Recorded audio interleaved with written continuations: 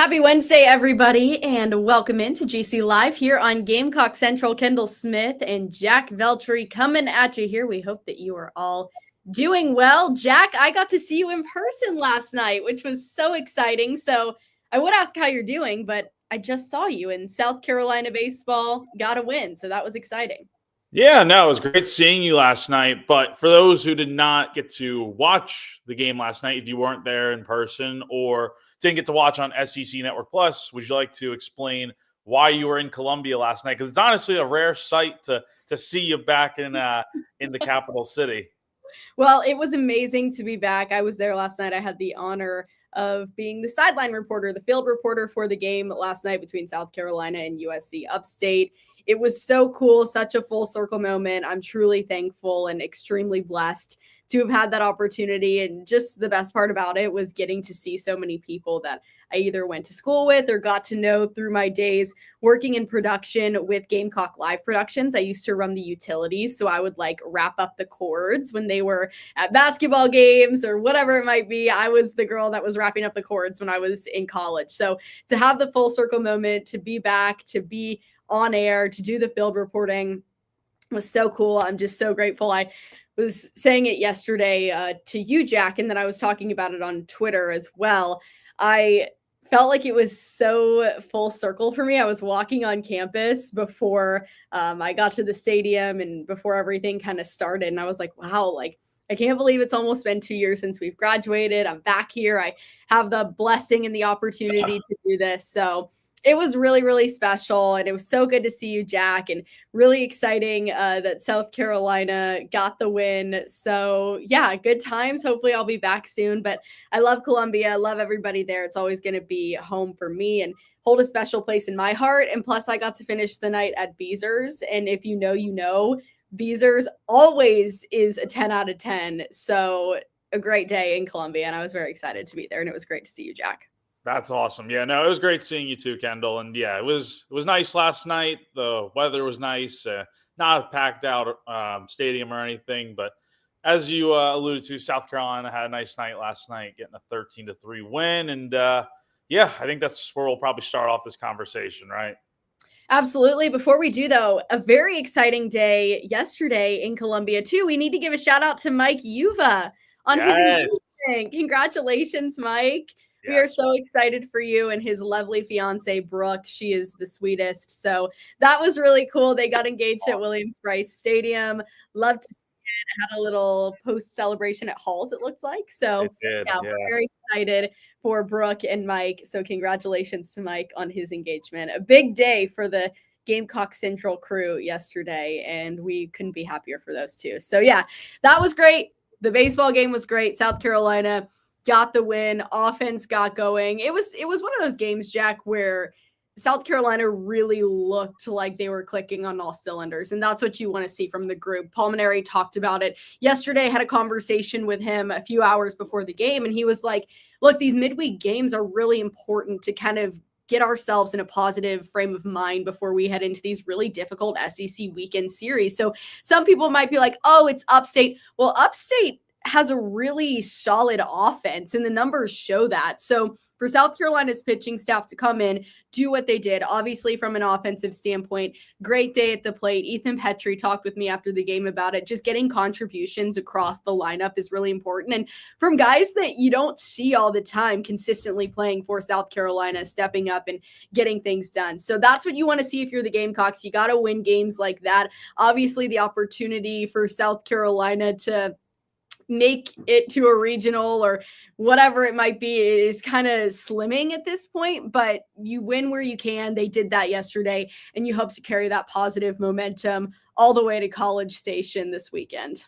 Yeah, no, and you're totally right about the point you made. First off, with midweek games being important, like they are super, super important for South Carolina. And a win last night is not going to move the needle or convince anyone in the fan base that, yeah, this team is going to be back on track. Like, you got to go out there and prove in the real games that matter because you're 18-4 in your non-SEC games. So you got swept by Clemson and you lost a game in a midweek to North Carolina. Other than that, you've handled your business. So South Carolina is not bad in the sense that, like, they haven't lost games to teams they're supposed to beat. They've handled their business and continue to do so with a run rule win last night.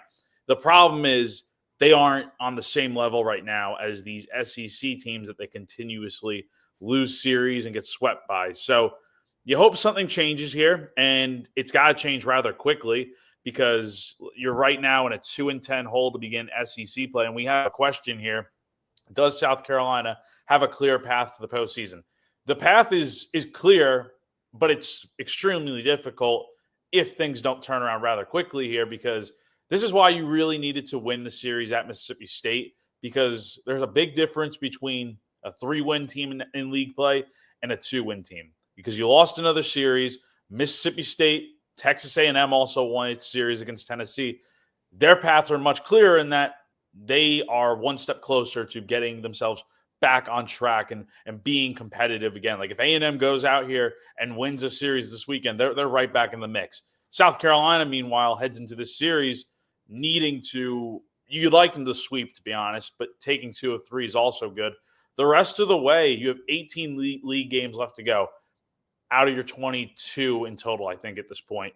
You would need to go about 11-7 to get to 13 wins in conference play. Now, why do I say 13 wins specifically? Well, last week I wrote a story on GC about what the path would look like, what they need to do to get this season turned around.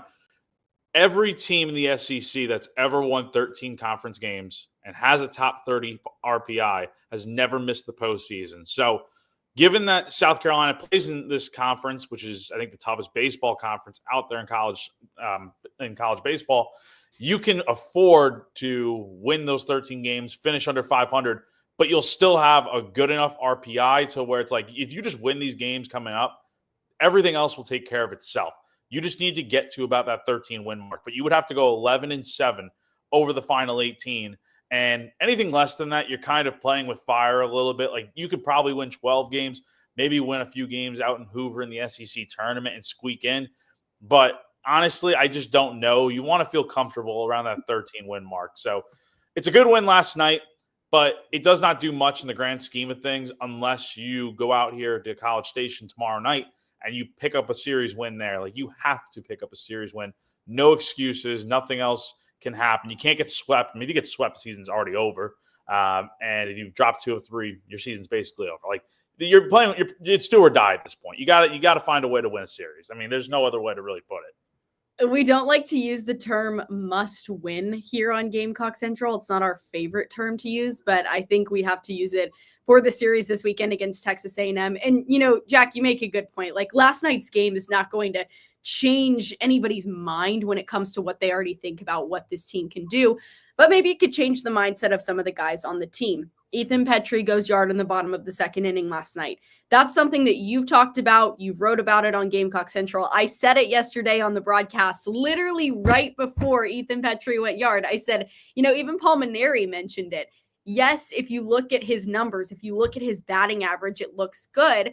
But when you're looking at extra base hits, when you're looking at that power, home runs, you haven't seen as much of that from Ethan Petrie this season. So maybe, you know, getting back on track with the long ball last night will do him some favors when it comes to getting into these SEC games this weekend.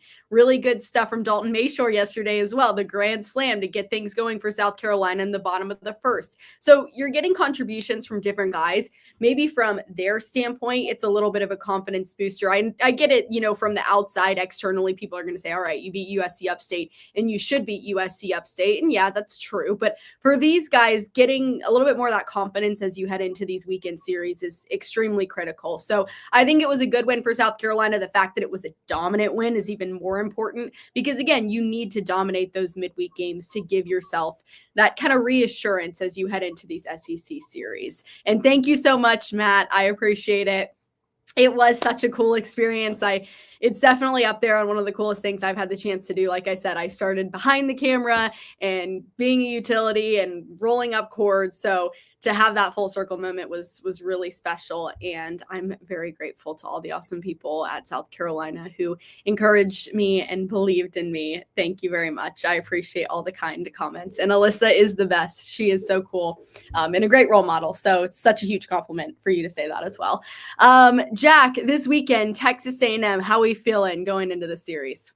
Yeah, I'm being honest. I'm not feeling great because number one, Texas A&M pulled off a huge series win out in Knoxville this past weekend, where they took 2 of 3, winning a doubleheader on Saturday to take the series against what at the time was number 1 Tennessee, and that's a team that South Carolina got swept by 2 weekends ago now, and A&M was able to handle them. And A&M's had a rough year. Like, they were the preseason number 1 in the country. They've had, coming off the College World Series appearance or College World Series final appearance last year, losing that series to Tennessee. They get off to a slow start this year. New coach, a lot of familiar players, but some of them are injured. And then, they win this series, and it's like it comes at a time where South Carolina is just coming right there, and it's like this is how A&M – it just lines up perfectly to where A&M is going to catch fire now, and they're going to, win this series or sweep. So I don't feel great about South Carolina. I think it is possible that they take a game this weekend, but I just don't see anything more beyond that. They haven't given me any reason to believe that they are fully capable of going out here and taking a series. Number one, they just have so many problems. Number one, you mentioned Ethan Petrie before with the extra base hits and stuff. In SEC play, yes, the batting average is great. He's hitting over 300. That's not a problem. The real problem is he only has 2 extra base hits against SEC pitching. That is a big red flag for who's supposed to be your leading hitter by a mile. Your top power threat only has 1 home run in conference play. That is nowhere near good enough. He's had no issue getting on base via singles and walks and hit by pitches. He's not striking out a ton. But when you have no power on this team outside of him, you really need him to step up a little bit and provide some of that thump in the order that you are clearly missing at other points in the lineup. Like, singles are how this team plays games. They don't hit long balls. They have a few extra base hits here and there, but they are not a gap-to-gap team. They're not a long ball team. They're very much singles and trying to move runners over that way, and that's just not going to cut it. So you need a guy like that to step up. And also another guy that consistently gets brought up lately, I don't know what's going on with Kennedy Jones. Kennedy has just looked so lost at the plate, and slumps happen and stuff. But this is a guy that I think a lot of people thought coming into the year was going to be that nice protection in the order behind Petrie, and he just has not been that by any stretch. He struggles a lot at the plate right now. He's striking out so often. I mean, his K percentage has got to be through the roof right now, and he's just not putting together competitive at-bats. You could say the same thing about a lot of the players on this team right now, even though last night was a good game for them. But SEC pitching is so much different than what you faced last night. Like, it's going to be tough this weekend. We'll see what happens, but you really need Ethan to kind of step up his game. He needs to be Superman for this team, essentially, and then you need some other guys to really step up around him. But even then, you have issues with the pitching staff and whatnot. So I find it very hard to believe this team is going to win a series this weekend, but I'm sure I could be proven wrong. We'll see. Fingers crossed that Jack is doing a little reverse psychology right now. That's what you hope, right? I mean, it's just happens. Yeah, I mean, you never know. And, this is an interesting question here. I mean, I don't think you can say all about anything in any situation when it comes to an SEC series. It's obviously a combination of everything going right for a team and everything clicking on all cylinders, as we talked about earlier. Of course, yes, your pitching sets the tone, but you need help offensively as well. And Paul Mainieri had a good quote yesterday when I had a conversation with him, something along the lines of, hits don't win you games, runs win you games. So, you have that conversation. You obviously have the pitching side of things as well. You need solid defensive play from the group. And that comes together, that's when you see these successful teams in the SEC on a consistent basis. And Mainieri wants to see his team as a whole perform better offensively on a consistent basis. That is the struggle, I think, with the group right now. Yeah, we could talk about pitching and we can have an entirely separate conversation about that. But as we sit here, we talk about the offense, we talk about Ethan Petrie, we talk about these guys that you want to step up to the plate, no pun intended. You need to see more of that consistency from the team. So again, you hope a win like last night kind of put some confidence, in the mindset of the group, and they feel better as they head into this weekend, because it really is a must-win series for South Carolina. It certainly won't be easy, especially when you're on the road at Texas A&M, a very good team. And, South Carolina has had its share of struggles this season. So it will be interesting to see how things pan out for the Gamecocks. This season has not gone, I think, how anyone expected. I don't necessarily know that, Jack, you and I are sitting here saying this is going to be a College World Series team right off the bat, but maybe you felt like things would be a little bit more competitive from the standpoint of SEC play. It hasn't been, which has been disappointing. Yeah, no, it definitely has been a disappointing season. Like, I don't think anyone in their right mind had this team going to Omaha. It's so tough to get there, number one. And two, South Carolina just hasn't proven in the past, like the last few years. Yes, they've come close in super regionals, but they haven't gotten there. So year one of a new coach, you're having a roster, you're going off of word of mouth on a lot of these returning players that you have back. And honestly, after this year, it wouldn't shock me if we see, now that Paul has kind of seen what this roster looks like through 1 year, it wouldn't shock me if we see, I don't want to say an overhaul, but like a lot different looking team next year in terms of bringing more of his own guys in. You have high school recruits coming in, the portal.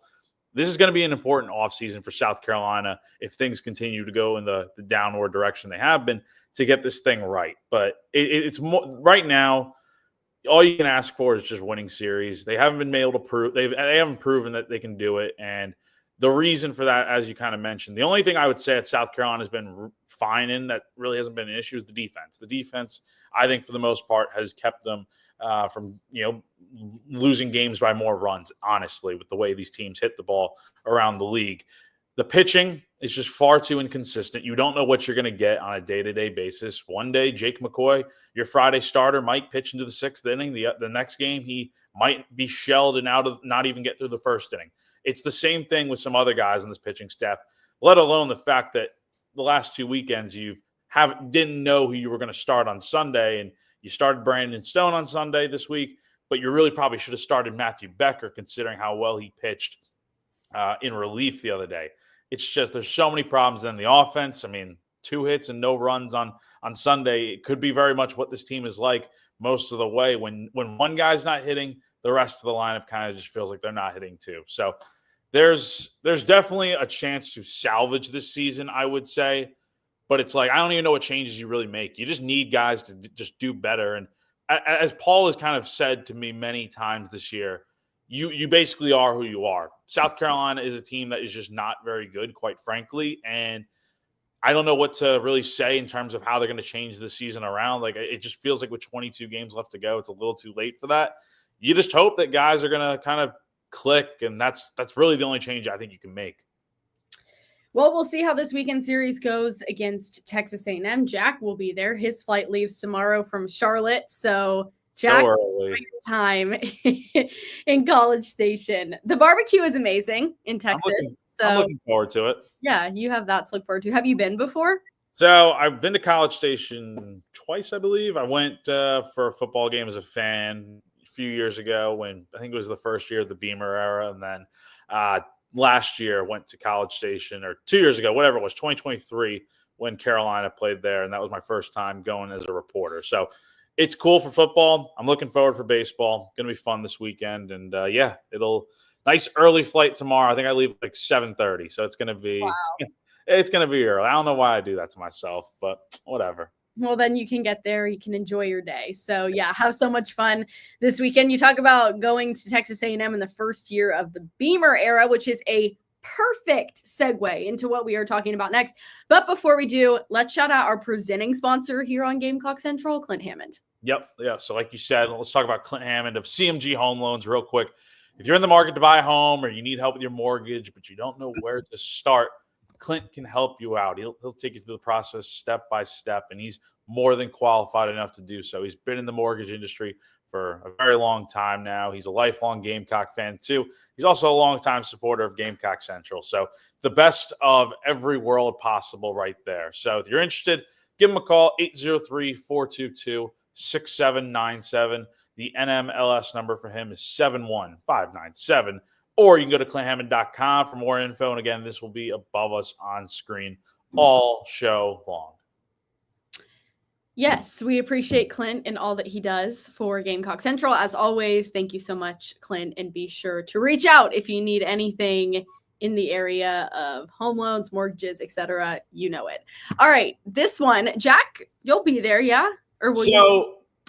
Having this, I'm planning on it. Like I'm starting the process of like figuring out, all right, who's gonna go, all that stuff. I did not go last year because baseball, for whatever, I think it was a doubleheader for baseball. They were playing like Arkansas or something. So I decided I wanted to be at baseball because I think spring football is just kind of overrated, to be honest. But I do believe this year I'm going to be at the spring game. My plan last year was to actually do both baseball and football, but that just became far too much. And I think I'm just going to stick with one this year, do the spring game for a change, and we'll see what happens. But yes, I plan on being there. Perfect. Well, no, I won't. I work in baseball full time. You're busy at nights, and we will be playing. So I will not be there. I'll be at a baseball game, but I'll be keeping up for sure. And the spring game is always exciting. I mean, it's never anything groundbreaking, if you will. It's just, it's a something glorified practice. It's fun. It gets people excited for the season.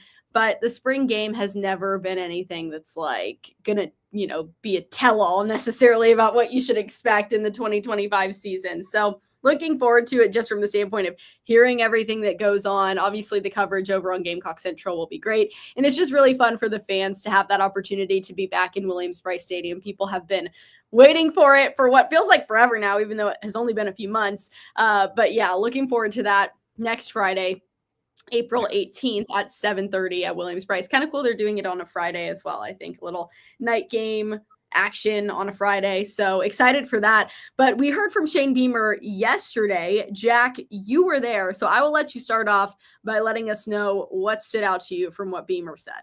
Yeah, and just one real quick thing on the spring game, because I know we had a question there. It's not going to be televised this year, and I think the main thing with that is you don't see many teams honestly doing that around the country at this point, just because why try to give away tape? I know what you're running is very vanilla, but why try to give away tape on anything you are doing in terms of guys that you have out on the field? So that's all on that, but we'll have full coverage on Gamecock Central, like Kendall said. Back to what we were talking about, though, with Shane Beamer, hearing from him yesterday.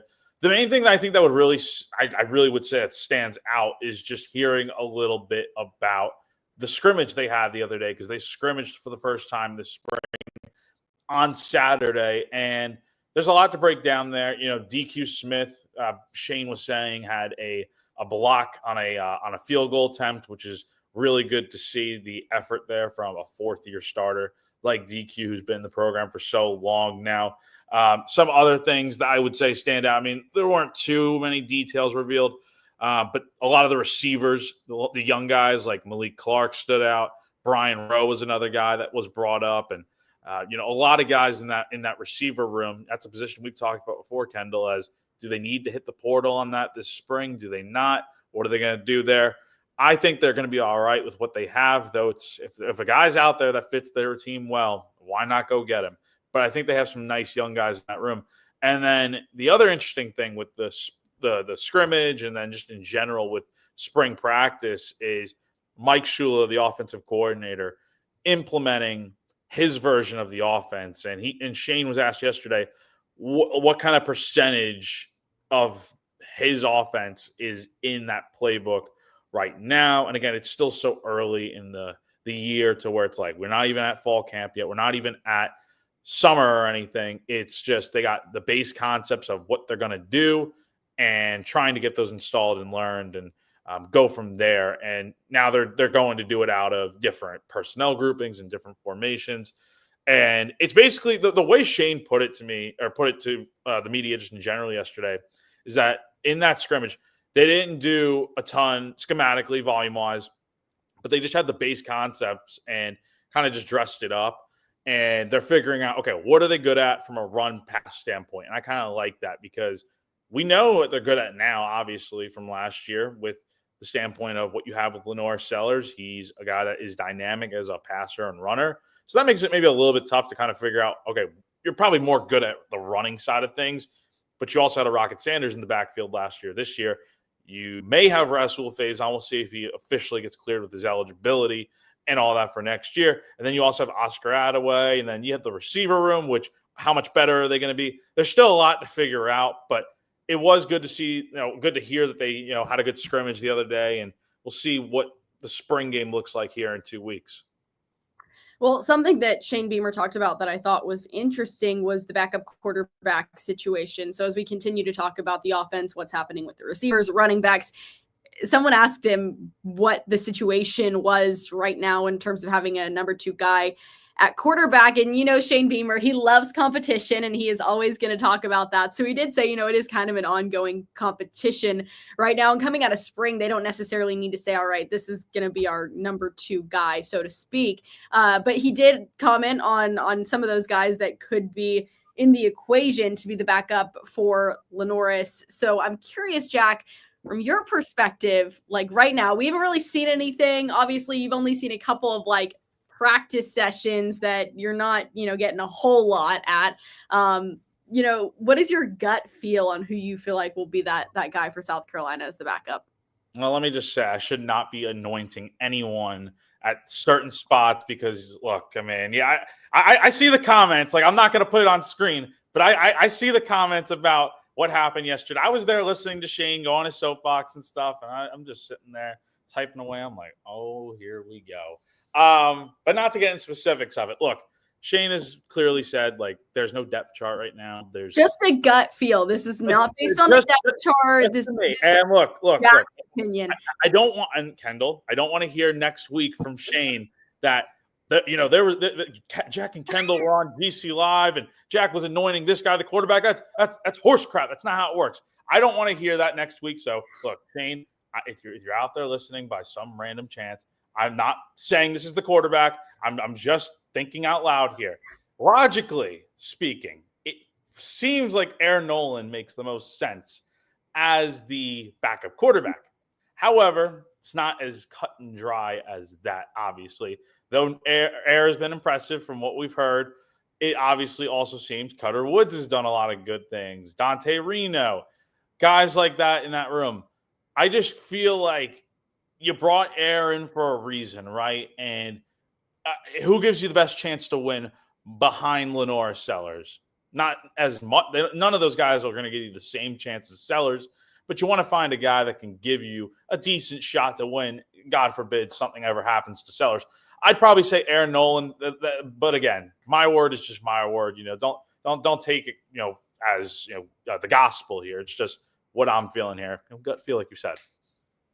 It's just Jack's gut feeling. Just my opinion. Nothing wrong with an opinion here. Nothing wrong with an opinion. Just how Jack feels about the situation. So we'll leave it at that. That's what Jack has.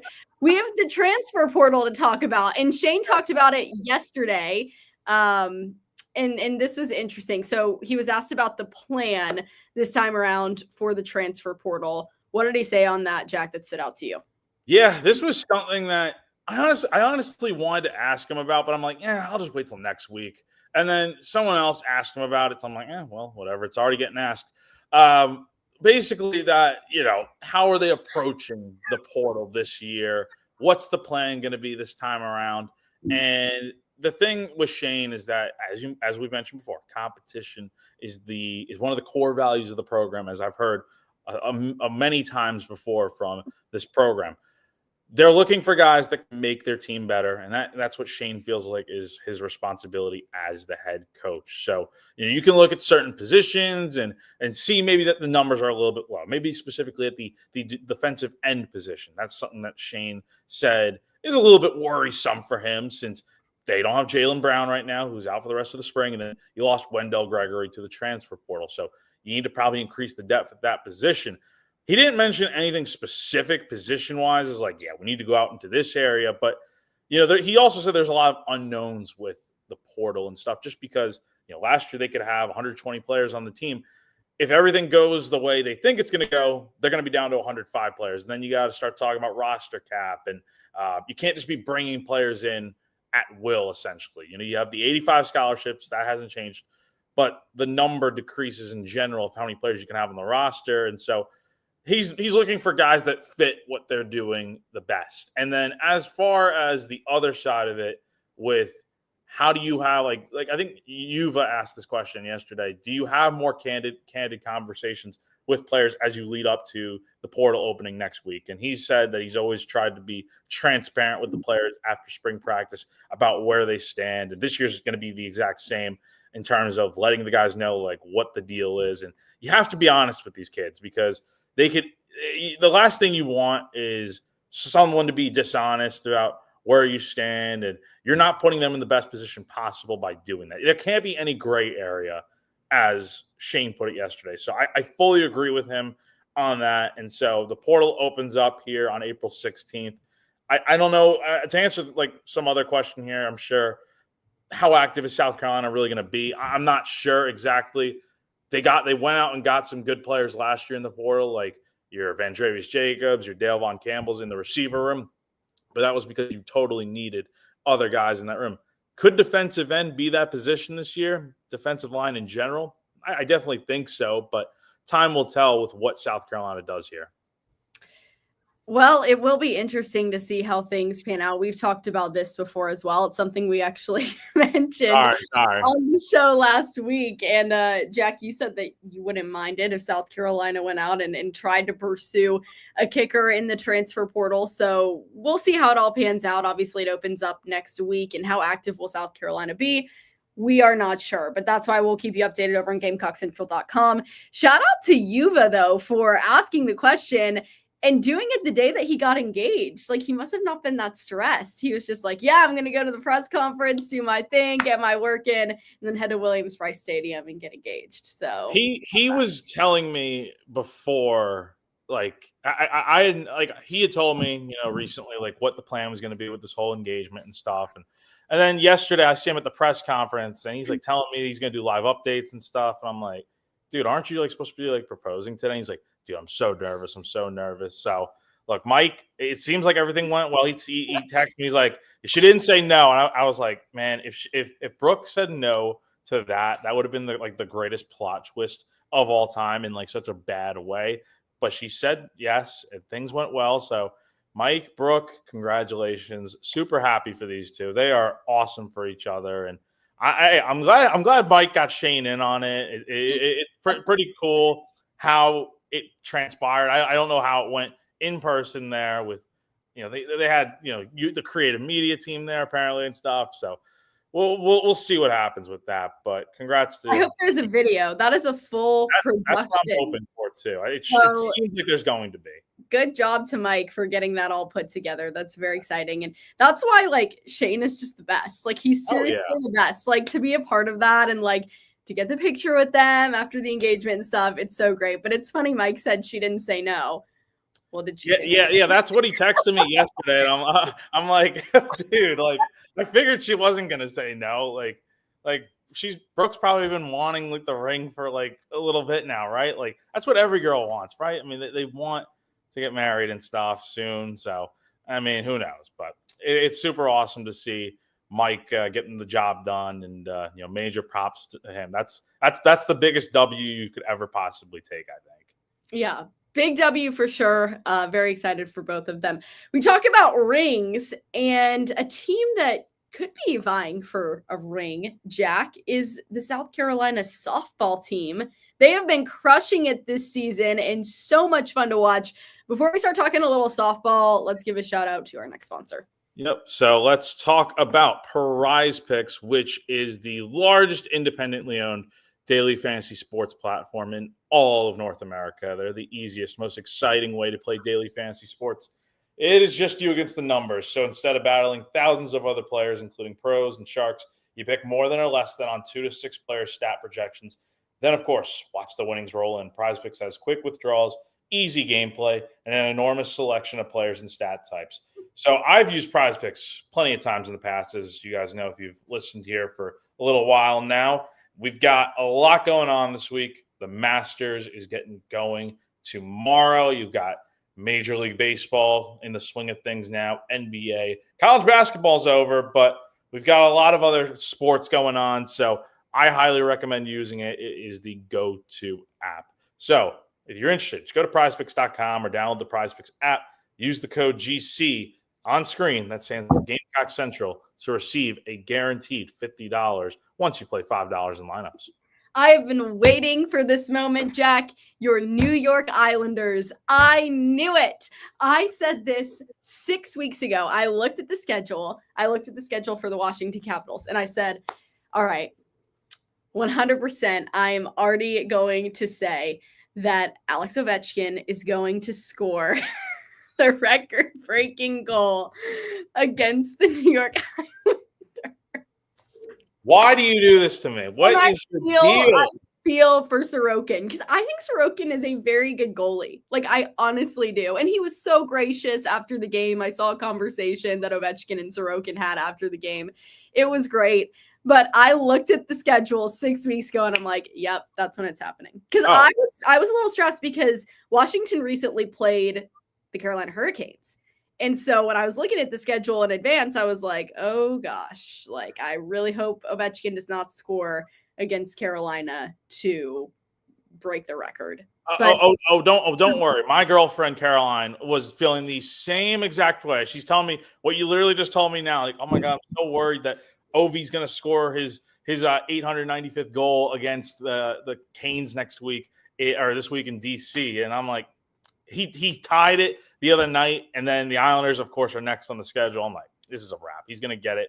And then I see someone. I'm in the press box at Mississippi State, and I didn't have the game on at the time, but like I see someone has the game on. I see that he scores the goal, and I'm like, oh. And of course, it comes on the Islanders' home ice. But you know what? They got the win, so whatever. But then last night they score 6 goals, and that's not enough to win. So this team stinks. I mean, it is what it is. Congrats, Ovi. I mean, whatever. But yeah. Of course, yeah.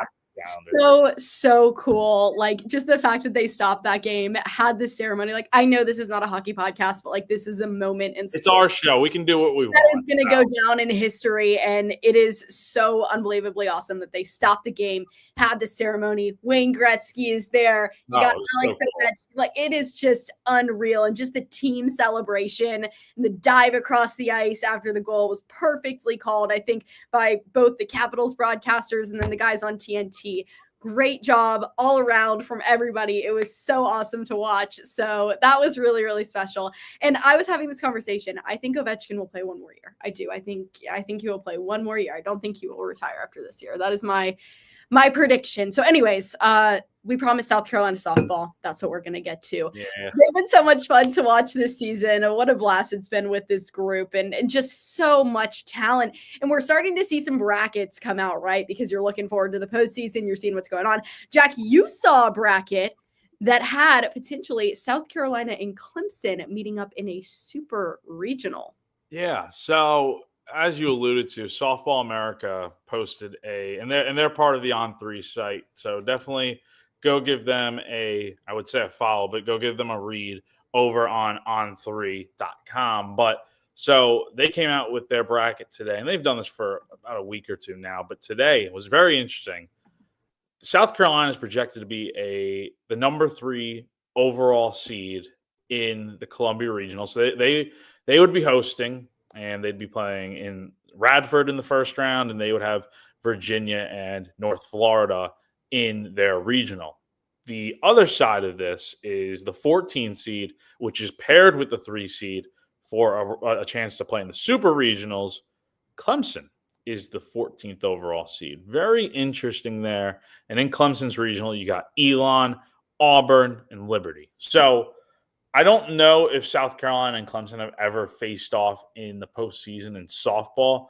I'm not a softball expert, but this I know would be super, super cool. And Clemson's had a good year, obviously getting to this point right now. I mean, I know they lost to South Carolina the other day, and these two teams I think will be playing next Tuesday, I believe. I want to say the 15th in Clemson. So a chance for redemption for the Tigers, but pretty cool to see. Maybe it doesn't happen, who knows, but these two teams potentially facing off in the supers to go to Oklahoma City for the College World Series. That would be really, really cool. And the fact that it could be right here in Columbia, I mean, baseball's probably not going to be going on during that time. So that might be the hottest ticket you can get in terms of the summer with South Carolina and Clemson potentially facing off again in softball. So that's something I know a lot of people would be very, very interested in.